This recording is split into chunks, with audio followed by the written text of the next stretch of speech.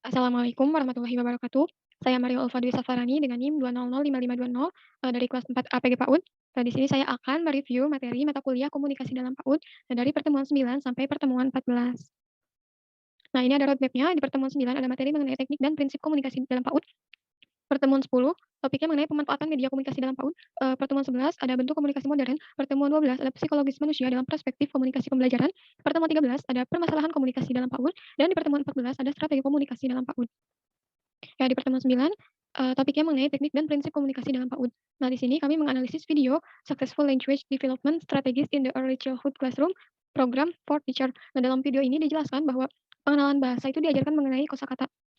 Nah, kosakata ini, dikenalkan melalui benda yang sedang anak pegang. Misal, ketika anak sedang memegang roti, maka gurunya mengenalkan, kosakata benda tersebut dengan cara, "Ini namanya roti," gitu. "Benda yang kamu pegang namanya roti." Nah, kurang lebih seperti itu. Lalu dalam video ini juga, guru merangsang anaknya untuk mengungkapkan perasaannya melalui bercerita. Selanjutnya, kegiatan yang dilakukan dalam video tersebut, dapat melatih dan mengembangkan kebahasaan anak, baik itu kebahasaan secara tertulis maupun kebahasaan secara lisan. Lalu pada bagian akhir video disebutkan mengenai cara untuk mengembangkan lingkungan kelas yang positif. Di antaranya yaitu membantu siswa saling mengenal satu sama lain, menghormati latar belakang siswa, menjaga kelas agar tetap teratur, mengikuti latihan rutin yang dapat diprediksi, menciptakan rasa kebersamaan, dan bekerja dengan kelompok kecil. Selanjutnya di pertemuan 10 ada topik mengenai pemanfaatan media komunikasi dalam PAUD. Nah, pada pertemuan ini kami berdiskusi mengenai bagaimana seorang guru harus menggunakan komunikasi yang efektif dalam pembelajaran di kelas, baik untuk kelas anak usia 2 sampai 4 tahun maupun 4 sampai 6 tahun. Lalu ada beberapa langkah yang dilakukan oleh guru untuk menciptakan komunikasi yang efektif pada saat kegiatan pembelajaran untuk anak usia 2 sampai 4 tahun. Di antaranya yaitu menyimak dengan baik pada saat anak berbicara, lalu menanggapi celotehan anak dengan penuh antusias, menggunakan bahasa tubuh yang ekspresif, memperbanyak mengajak anak bicara meskipun ia belum bisa merespon kata-kata, lalu memberi nama-nama benda, situasi, dan keterangan yang ada di sekitarnya.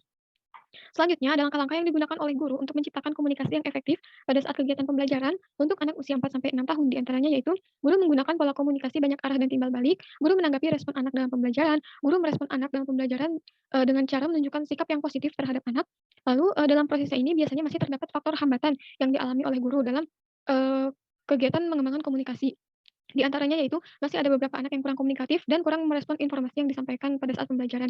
Nah, upaya mengatasinya yaitu dengan cara guru bisa menggunakan media pembelajaran yang sangat variatif. Lalu di pertemuan 11 ada topik mengenai bentuk komunikasi modern. Nah, pada pertemuan ini kami membaca artikel mengenai excerpt from Spotlight on Young Children Supporting Dual Language Learners. Nah, dalam artikel ini dijelaskan bahwa, pembelajaran 2 bahasa itu bisa dimulai sejak anak usia dini. Nah, penerapannya itu bisa dilakukan pada saat anak bermain ataupun berkomunikasi dengan teman sebayanya. Nah, dalam artikel ini juga dijelaskan bahwa sebaiknya kemampuan 2 bahasa ini, pada anak diterapkan pada saat anak sudah memahami bahasa ibunya. Karena, jika anak belum memahami bahasa ibu terlebih dahulu, dikhawatirkan nantinya anak akan kebingungan pada saat berkomunikasi.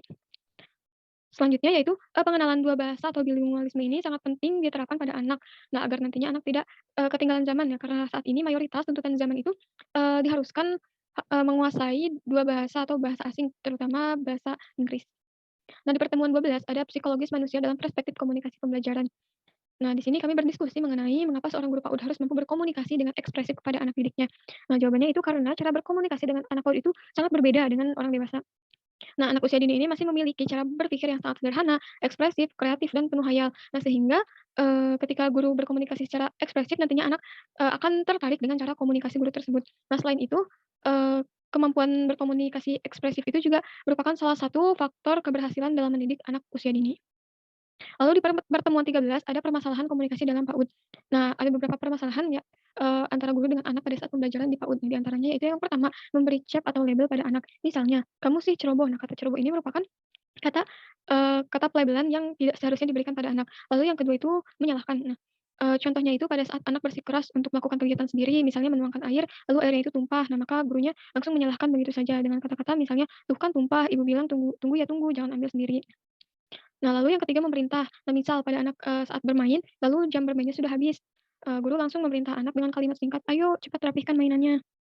Nah, lalu di pertemuan 14 ada strategi komunikasi dalam PAUD.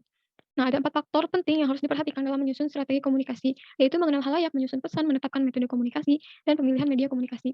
Lalu ada 12 tahapan strategi komunikasi, di antaranya yaitu menganalisis program atau masalah, analisis situasi, analisis halayak, tujuan komunikasi, strategi komunikasi, perencanaan kegiatan, pengembangan media, produksi dan uji coba media, penggunaan, media, monitoring dan sistem, pengelolaan informasi, dan evaluasi dan analisis sekolah. Nah, lalu, solusi strategi untuk memecahkan permasalahan komunikasi dalam PAUD. Yang pertama yaitu masalahnya bahasa anak yang belum sempurna. Nah, solusi atau strateginya yaitu dengan cara memberikan perhatian pada anak, memahami dan meningkatkan komunikasi verbal dan nonverbal, menyimak untuk menganalisa dan mengevaluasi, memperhatikan bahasa tubuh dan ekspresi anak. Lalu yang kedua, masalahnya yaitu orang dewasa yang kurang mendukung proses pembelajaran anak. Lalu strategi atau solusinya yaitu memperkuat segala sesuatu yang dilakukan anak dengan ucapan-ucapan yang menggali kemampuan berpikir anak yang lebih tinggi. Lalu pendidik menggali dengan pertanyaan-pertanyaan terbuka sehingga anak dapat berpikir aktif. Pendidik memberikan pengalaman pada anak dalam menggunakan bahasa yang tepat. Lalu pendidik juga perlu mengucapkan kalimat dengan bahasa yang benar. Ya demikian yang dapat saya sampaikan, kurang lebihnya mohon maaf. Terima kasih. Wassalamualaikum warahmatullahi wabarakatuh.